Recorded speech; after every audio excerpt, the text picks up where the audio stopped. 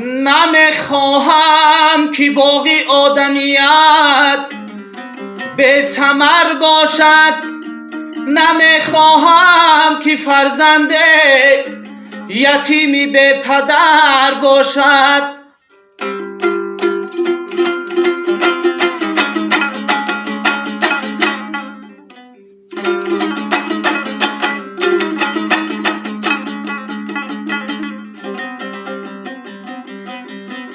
نمیخواهم که مادر داغ در سوزی پسر باشد، نمیخواهم که مادر داغ در سوزی پسر باشد، نمیخواهم که فرزندی پدر آواره در ملکی دیگر باشد.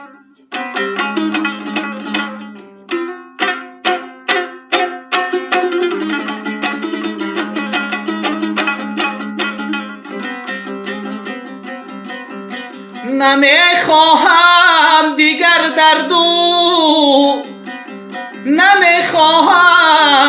درد و بلا بالای سر باشد، نمیخواهم که دنیا پر زفا و پر خطر باشد.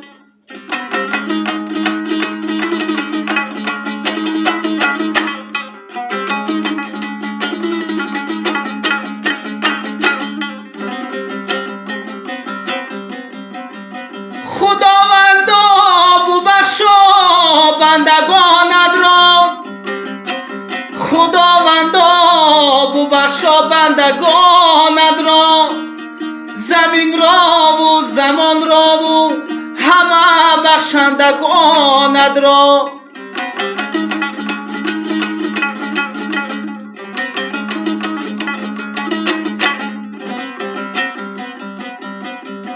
خداوندا ببخشا بندگانت را.